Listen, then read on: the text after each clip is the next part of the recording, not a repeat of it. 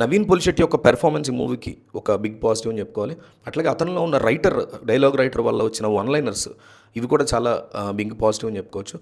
Second హాఫ్తో compare చేసుకుంటే first half చాలా వరకు ఎంగేజింగ్గా బాగా తీసుకెళ్ళారు. So first half is a big another positive. Funny రెండు చోట్ల కూడా, రెండు హాఫ్స్లో కూడా చాలా వరకు బాగా మేనేజ్ చేశారు. మిగతా క్యారెక్టర్స్ కానీ, వాళ్ళ క్యాస్టింగ్ కానీ, ఇవన్నీ కూడా పాజిటివ్స్. ప్రొడక్షన్ వాల్యూస్ కూడా చాలా బాగున్నాయి. ఇవన్నీ అండ్ సాంగ్స్, బ్యాక్గ్రౌండ్ మ్యూజిక్ కూడా బాగుంది. ఇదంతా కూడా పాజిటివ్స్.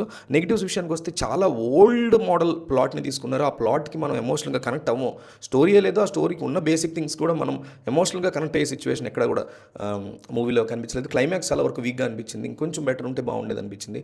అండ్ సెకండ్ హాఫ్లో చాలా చోట్ల మనకి ఎస్పెషల్లీ ప్రీ క్లైమాక్స్, క్లైమాక్స్ టైంలో డ్రాగ్ అనిపిస్తుంది. దానివల్ల ఆడియన్స్ కాస్త ఇబ్బంది పడే సిచ్యువేషన్స్ ఉన్నాయి. సో ఇవి పాజిటివ్స్ అండ్ నెగిటివ్స్. ఓవరాల్గా చిరంజీవి సినిమా తర్వాత సెకండ్ పొజిషన్కి ఇది వచ్చింది. అంటే రవితేజ అది నేను అనుకున్నాను సెకండ్ పొజిషన్, అందుకని చెప్తున్నా. సో ఫస్ట్ మనశంకర వరప్రసాద్ ఉంటే సెకండ్ పొజిషన్లో నవీన్ పొలిశెట్టి సినిమా ఉండబోతోంది. థర్డ్ పొజిషన్లో రవితేజ సినిమా ఉండబోతుంది. వేరాజ్ మళ్ళీ మీకు ఫ్యామిలీ ఆడియన్స్, నాకు సెంటిమెంట్తో పాటు కామెడీ ఉండాలనుకుంటే మాత్రం డెఫినెట్లీ అదే ఫస్ట్ ఆప్షన్ అవుతుంది రవితేజ సినిమా. లేదు ఓన్లీ ఫన్ ఉంటే చాలనుకుంటే మాత్రమే సెకండ్ ఆప్షన్ అయ్యే ఛాన్సెస్ ఉంటాయి. సంక్రాంతి రేస్లో ఇది కూడా డెఫినెట్లీ కమర్షియల్లీ వర్కౌట్ అయ్యే సినిమానే. కమర్షియల్గా డెఫినెట్లీ బ్రేక్ ఈవెన్ అయ్యే ఛాన్సెస్ గట్టిగా కనిపిస్తున్నాయి. ఆన్ ఏ పర్సనల్ లెవెల్ మాత్రం నాకు సినిమా పెద్దగా నచ్చలేదు. ఓటీటీ కోసం వెయిట్ చేయొచ్చు అన్నట్టు తప్ప టూ సూపర్ లాఫ్ రైట్ లాగా ఏం అనిపించలేదు.